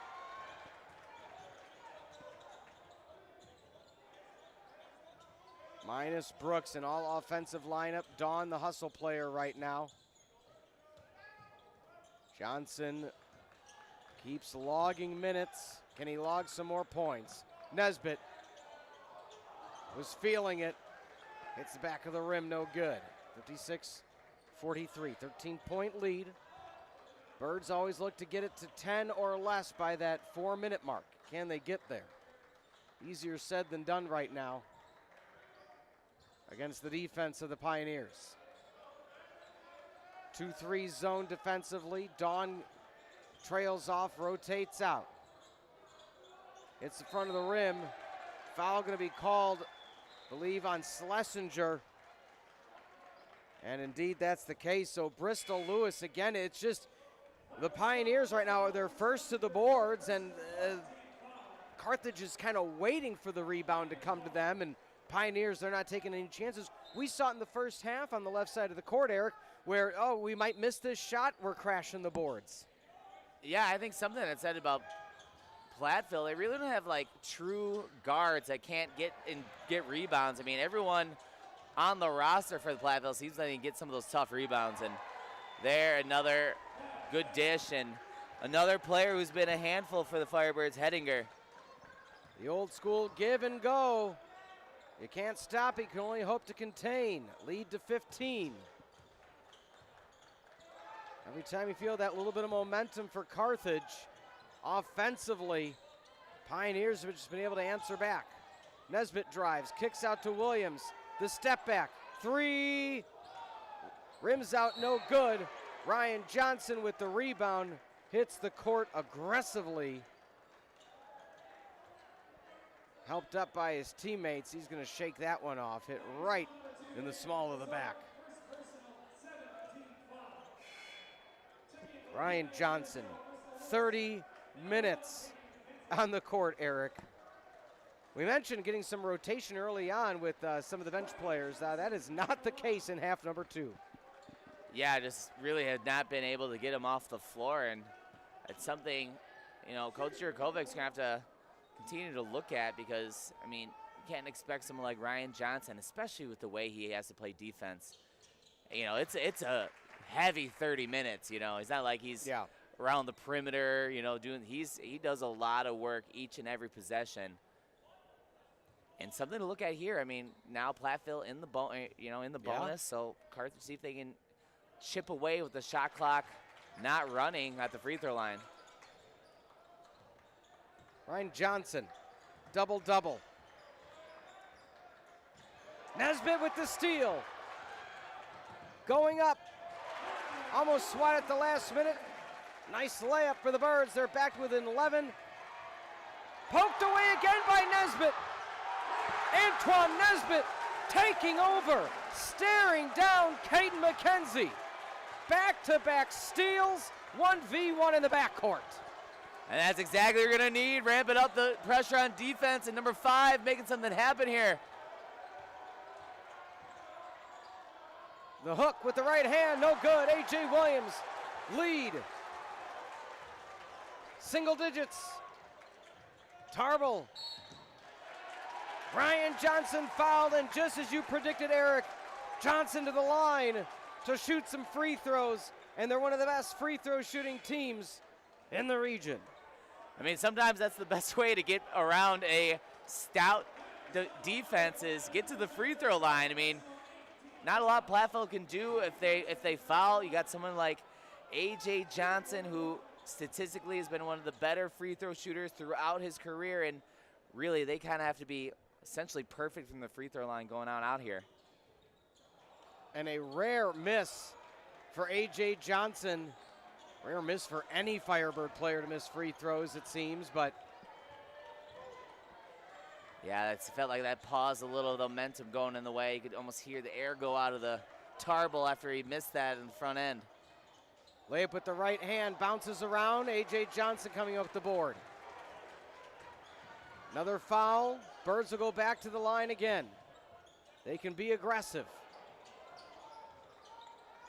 Max Love, 3 fouls of his own. Nesbitt pushing in, fouled by who else? Max Love. 4 fouls for the leading scorer of the Pioneers. Nesbitt going to the line now for some charity shots. He is an 800 free throw shooter on the season. Yeah, just keep attacking, attack if you're Carthage. Right now, Platteville looking like they have a hard time staying in front of them. And we keep mentioning Nesbitt, someone who anyone Carthage plays this season, tough to stay in front of number 5 in white, and again, back to the free throw line. Nesbitt up, good. Lead down to 8, chance to make it 7. We said, can you get to 10 at the 4-minute mark? They hurt us, Eric, and that's exactly what's happening with Carthage offensively. But the back-to-back steals and layups for Nesbitt, I mean, for all intents and purposes, it was really 3 steals in a row for Nesbitt. A huge run. One was far deep into the defensive zone, the other 2 right at point-blank range, but my goodness. And really, just, someone who is taking care of the ball all night long, for Nesbitt to step in and steal from these guys shows you the kind of disruption he can cause. Wanted 3, no good. Driving into the paint, left-hand layup, answering back. Ramakar. And the defensive rebounding standing tall for Platteville. Another second chance point opportunity for the Pioneers, brings the lead back up to 9. But again, when we see the rebounding situation, albeit the total rebounds favoring Carthage, it's just those second chance points. Yeah, I mean, for Platteville. Exactly. I mean, they're up to 9 offensive rebounds, and yeah, again, it's, someone like Ryan Johnson, where here at the end of the game, I mean, he's really got to just keep pushing, because, I mean, it almost like he has the total responsibility to rebound. I know it's not like that, but, I mean, they're just not able to get that key rebound. As you can see, Platteville, something they've done all night long, get those touches in the paint, but Nesbitt coming back with the 3 of his own. Yeah, here's steal 1, the layup. And then after that were some more, but nonetheless, Birds have possession. They're still within striking distance. It's a fun matchup on a Tuesday night. It almost got out of hand for Carthage, but we all got front row tickets to the Nesbitt show. A.J. Johnson, the step back, no good. Schlesinger fighting through it, gets it back to Nesbitt. The screen. Schlesinger back to Ryan. Antoine Nesbitt, he's open for 3. Just misses. A.J. Williams comes into the lineup. Giving a breather to Dawn. It's the Williams brothers, Schlesinger, Nesbitt, and Williams. Right now, Pioneers more than content to take as much as the shot clock, try to get a shot up at the end. No foul trouble for the Firebirds. The spin around, nowhere to go, travel. Bristol Lewis, not quite sure where the call was, but I think one too many spin buttons on the circle button on the PlayStation controller forced the hand and the right call. Exactly. A.J. Williams doing what he did there. He's thrown on the floor to be a defensive stopper, because now they go with Riley Brooks. And you got to feel like number 11, I got to say, he's going to be due here for one. Boy, it would be big. Yes, it would. Nesbitt, 1v1 in the block. Backing in, lays it in with the right hand. You can't let the hottest shooter get inches away from the rim. Nesbitt, 20 points. And how about that? I mean, felt like nobody had anything going offensively, and Nesbitt just in this last, feels like 8-minute stretch here, just coming to life and trying to bring the Firebirds back here all the way. The miss, the poke, Schlesinger with the rebound. Chance to cut the lead from 7 down to even less. Brooks. Is Johnson step on the line? He does. So Brooks, I mean, that would have absolutely blown the top off of Tarble. Yeah, I'm glad I'm not a betting man because I would have put some money on that one going in, and it just has not been able to get it going tonight. Riley Brooks just 2 of 11, 1 of 5 from behind the arc, and just cannot seem to get that big bucket here to continue to put pressure on Platteville. Brooks has hit his season high of 20 points. Prior was 18 against Illinois Wesleyan. He had 11 as his high as freshman year, 25 sophomore year, and also his junior year as well. Missed all of last year, so got that additional redshirt year. So Nesbitt, one of the elders on the team, and a timeout called. 19 seconds left in the shot clock. Likely the last possession that Carthage will let the Pioneers use the entirety of the shot clock before fouling, but lead at 7. And Carthage has had an uphill climb, down by 16 at many points throughout this second half of action, even within the past few minutes. Late run, Antoine Nesbitt, but again, you need 1 or 2 other players to make some plays. It's just not happening right now for Carthage. Yeah, I mean, after that stretch to start the second half, it really felt like momentum completely on Platteville's side. It didn't seem like it was going to get too questionable, but then Nesbitt makes a couple of those steals, hits a few shots, and credit to Carthage because I think, weaker teams fold in moments like that where it just feels like it's not your night, nobody's making a shot really, you're down 14, 16 points.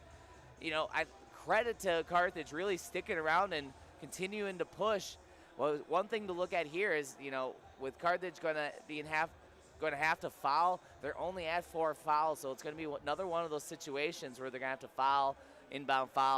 So, that's going to take some more time up. But if you're Carthage defensively, I think you're Nesbitt. You got to continue to gamble a little bit, see if you can strip the ball away, and any inbound pass, look for the Carthage again to really try to risk it, to try to get a steal and see if they can get it out in front. 60-53, your score on the CCIW network. 4 fouls for Love, 4 for Ramaker. Love also 16 points. When you look at who is doing well this season at the free throw line, of course, Love, an 86% free throw shooter, the best by far. Bristol Lewis behind at 77. So look for them to continually try to get into one of those players' hands. And Johnson called with the foul. I believe in the background you might have heard head coach Jarakovic saying, get him, get him. So I think during that break, they're like, all right, let's just start the fouling now. Because if they would have made, not necessarily a 2, but even a 3, that would have made it a 10-point game and all but finished the job. So there's the 2 they had to throw away there to get into this bonus situation. And next foul, Platteville will be at the line.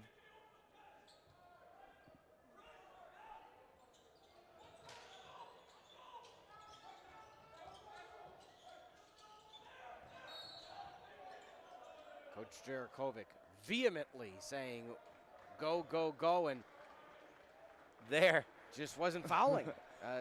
Well, I think it almost seemed like they were being strategic at who they fouled because, they backed off of Bristol Lewis and let it get to Furman, who on the season is 65% free throw shooter.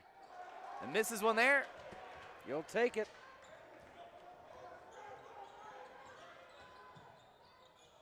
Nesbitt, crossover after crossover, the drive, and 1. Antoine Nesbitt, have yourself a game. 22 for number 5, and he's going to line to make it number 23. And after that free throw miss, it could be only a 4-point lead for the Pioneers. And there's the signature Nesbitt hang time. Hangs around, draws the foul. Unable to connect in the free throw, though. Carthage.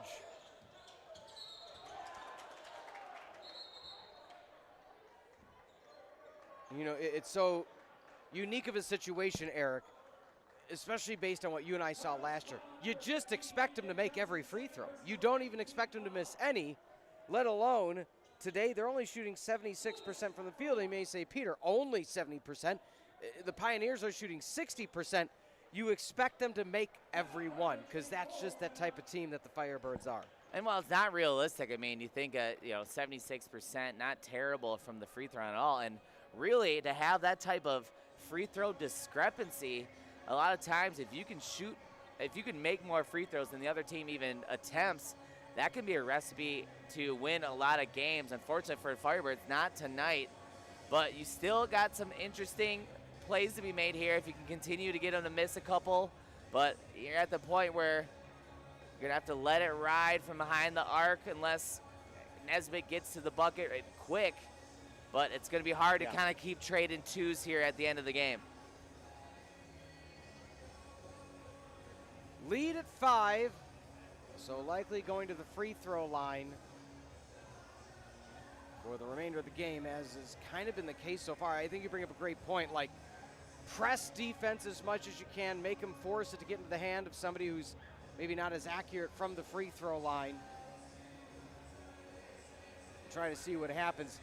Eric, I want to say, for as much as we may question how things go down the stretch, what we saw at the end of regulation for the Titans game, I question nothing and I doubt nothing. Exactly. And so if the opponent misses free throws, the speed and accuracy at times of the Firebirds, it would take a 20-point lead and Coach Jarakovic decide not to foul for me to rule the Firebirds out of any contest. Yeah, exactly. I mean, you bring up a good point. I mean, that was looking bleak there at the end against Illinois Wesleyan, and they were able to get it to overtime. Unfortunately, couldn't capitalize when they got to the extra period. But here, yeah, if you're in white, you got to believe that, hey, we've kind of done something similar here already. We're going to have to make some magic happen again.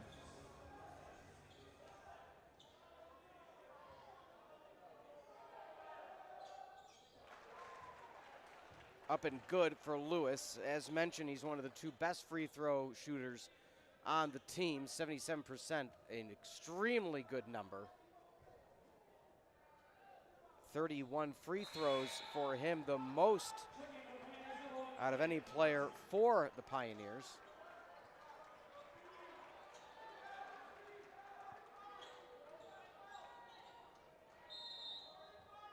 And here it looks like they'll put a little pressure.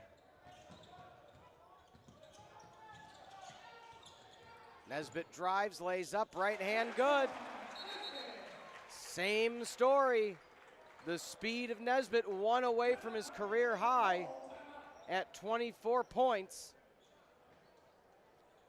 Man, he makes it look so, I mean, it almost like you would ask him, like, why don't you do that every time down the floor? I mean, I know it's not that easy, just with the speed and his ability to blow by defenders and hang in the air, and he's also known for a circus shot or 2. Yeah, it just felt like they kept passing the ball, looking for, who was going to be that offensive hot hand. I mean, Riley Brooks struggled, Ryan Johnson struggled, A.J. Johnson struggled, and just the 9 of 14 from the field. I mean, Antoine Nesbitt has made nearly half the buckets for the entire team. Carthage, 19 makes from the floor, and Nesbitt's got 9 of them. 16 points for Love. Still sitting on those 4 fouls. Of course, if you're Nesbitt, you would have liked to have gotten the foul after that last shot, but nonetheless, it's going to be the 1-and-1 situation for Platteville for at least 1 more foul. But you don't want to let him get an easy one either. 23 seconds remaining. And this is where the strategery of one Steve Jarakovic comes into play, but let's not forget that one Jeff Gard, a legendary coach in his own right from a legendary family. Yeah, you gotta believe. It's like the last name Elger. It's just legendary. Still working on making that status, but yeah, you gotta believe that the Guard family, they've got some experience coaching a little bit, so this is nothing new to Coach Guard for Platteville. Yeah, unlike Coach Guard, people see my last name, they're like, oh, well, your dad was cool. What happened to you? Sorry. It's a travel. Bristol Lewis, what a trap by the Birds. Tried to split the defenders and just takes the step before he puts the ball down, and we're getting even more interesting here. Into the hands of Nesbitt. The drive. Williams hits the rim, no good. Johnson, long range 2, nails it. Lead of 3, 11 ticks to go. The inbound. Oh, the quick foul from A.J. Williams. Oh, that was close, Eric. They had him dead to rights and nowhere to go. You kind of say to yourself, if they would have just let the clock run, would they have been able to force the hand of have him had nowhere to go? So at the line, Aiden Wazorek.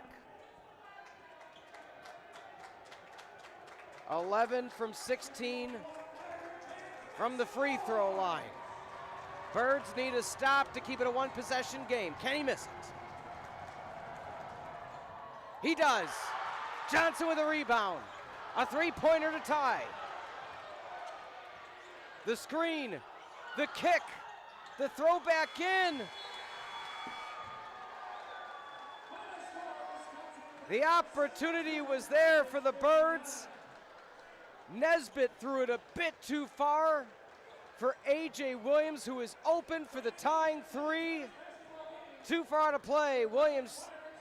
Johnson tries to keep it in, and it's a no-go for the Birds, but not to talk about moral victories, Eric, but my goodness, you're down by 16 with 6 minutes to go, and you have a chance once again to tie at the end of regulation. Yeah, you could see that. Let's take a look at that final sequence, my friend. Looks like that was exactly what they drew up. Nesbitt, and so much attention drawn to number 5, and they try to get the skip pass, and boy, he would have been wide open to take that shot. Yep.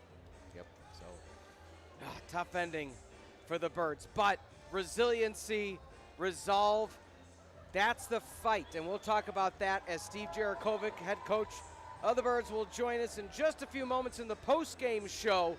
It's a close one, 62-59 your final. When we come back, Coach Jarakovic joining us up here in the booth in the CCIW network.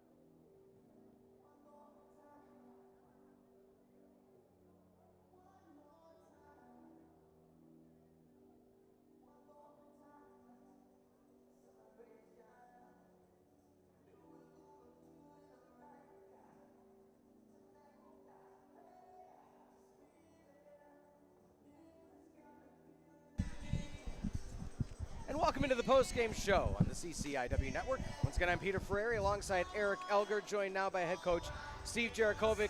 Coach, I thought we almost had a repeat of the Titans game and what we talked about on the broadcast.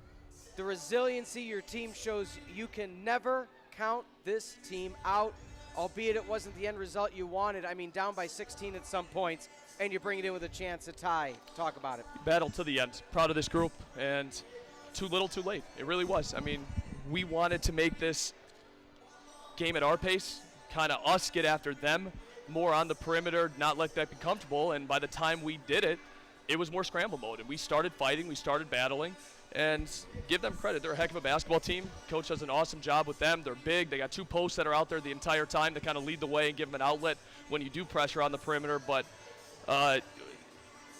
we got to be a little bit more cohesive.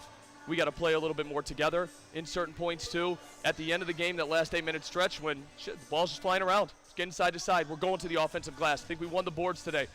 Started guarding a little bit better, too, off the bounce. So there were a lot of signs of improvement, but we got to start stacking together good days. We really do. I thought we had a good week last one going in, had a tough one against Wesleyan, and we play these games for a reason. You want to play good teams in the non-conference to help you for conference, and this is another one that we signed up for last year against a team that was 26 wins, 25 wins last year.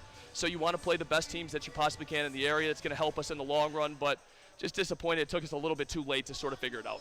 Yeah, you mentioned, it just felt like for the first 30 minutes of the game, just struggled offensively. I mean, what do you credit Platteville defensively that made it so tough for you guys offensively? They're the most physical team that we've seen. What we wanted to do was take them out of their comfort zone, and they did that to us, actually. So give them credit. They got size. They're very correct. We knew we couldn't score on a single side. We had to get the ball reversed multiple times. And let's go what it is. It's a make or miss game. Shots go in, shots don't go in. If you hit some shots early on, may help you kind of stabilize. But I thought when they made their run in the first half, the biggest issue was they had 10 transition points all on our turnovers. And unforced turnovers that they got the ball in lanes, poor shots, leading into their transition looks. I thought that helped them get from a close competitive game at, 24-24 to, an 8-point game at half. Yeah, I mean, got a shout out for Antoine Nesbitt. I mean, looked like it really just until the last 10 minutes. He came alive, got 24 points. And that looked like on that last possession, was that what you drew up? Because, I mean, a lot of attention shifted towards Nesbitt. He just wasn't able to connect on that pass to A.J. Johnson here in the wing. I think he thought we didn't have as much time. Probably would have been better 1-2 more dribbles to the baseline to find him in the corner. It's the look we wanted. We wanted a 3 in the corner. We had to use a couple timeouts earlier to kind of stabilize when they made their run, which you never like to do and kind of cost you, but still got what you wanted out of it. We just got to execute. We do. So things that we'll work on, things that we'll clean up and be better because of it. Overall, the game, though, Antoine Nesbitt, what I really appreciated, wasn't in the starting lineup today, so a little bit mixing things up on the starting lineup, but I think it was so crucial for him and a lot of the bench players today rising to the occasion when their number was called. I thought so. I think we got some good depth. I think we got guys that go out there that play the correct way, do the correct things, and Antoine was in a different role today coming off the bench, and I thought he thrived in it. Thought he did. He had the ball in his hands. He made good decision after good decision. I know he wants that last one back. You can kind of tell going into the locker room, but we want the ball in his hands. We want a good decision maker to make that play late. You had A.J. Johnson, who you knew was going to knock that shot down too, so we had what we wanted, just needed to execute. But proud of our guys, proud of the resolve. I mean, to battle like this when you got to that situation mid 10, 12 minutes left, we didn't give up. We battled all the way, and I'm proud of these guys. I really am.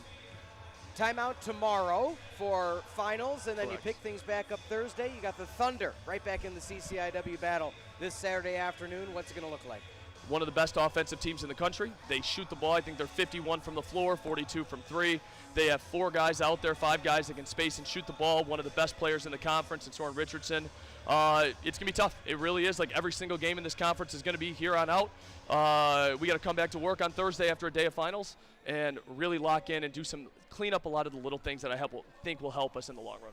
Sounds great. Coach, get a little bit of rest if you can. We'll see you back Saturday. I'll try. Thank you. All right.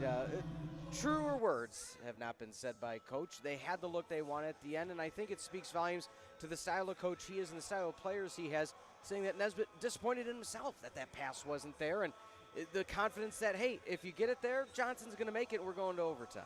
Yeah, exactly. And, I mean, we could see that great look that AJ would have had. But, I mean, I think it's the biggest takeaway here from this game is they struggled offensively for most of the game. they did what they had to on the offensive glass to kind of hang around, and then they made their run with 10 minutes to go and just came up just a little bit short. And going forward, obviously you wouldn't like to find themselves in a hole like that, but you got to believe this team believes that they can turn it around, they can come back in any game.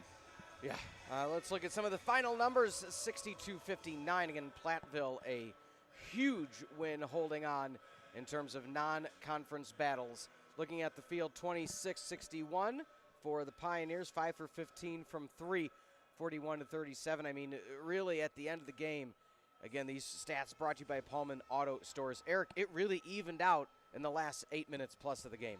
Yeah, and for the long part of the game, Carthage had twice as many turnovers, and then it wasn't until Nesbitt forced a couple of those steals. I mean, that's what got him in the game. That turnover margin shrunk, and just came up a little bit short. And you'd like to see them shoot the ball a little better, obviously, but I mean, sometimes Coach Jurkovic says sometimes it just doesn't go in. There's not a whole lot you can do, when you're just not hitting. Yeah, the bench though. Look at that. Mind you, most of that being Antoine Nesbitt, but still.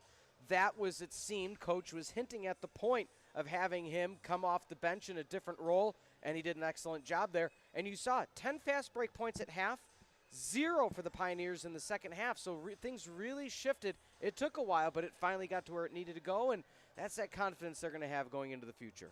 Yeah, exactly. And Coach Jurkovic highlighted, I mean, those fast break points. Again, you take a look at some of the stretches in the game, and, Platteville, when they were getting out in front of the defense and made a run there, there's just those stretches you can wonder if you can turn those around, how the game would turn out differently. Let's look ahead at the upcoming schedule on the CCIW network. Saturday, the doubleheader, women's and then men's hoops, 2 and 4:15. Back in action next Tuesday, women's hoops versus St. Norbert. Next Friday, the early one, men's hoops versus Olivet at 1 o'clock, the day game.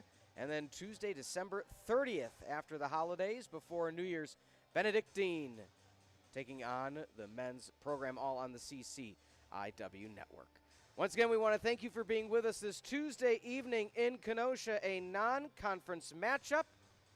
It was a fun one, to say the least. We'll be wrapping things up now from the CCIW network. For executive producer Mike Love, producer John Voinovich, as well as a fully student-produced and staffed crew. Ty Lumpkin, the director, Addison on graphics, Yam, as well as the rest of the staff and crew. This program has been a presentation of Firebird Broadcast Productions and Carthage College, copyright 2025. Once again, for Eric Elger, I'm Peter Ferreri. Have a good rest of your night, everybody.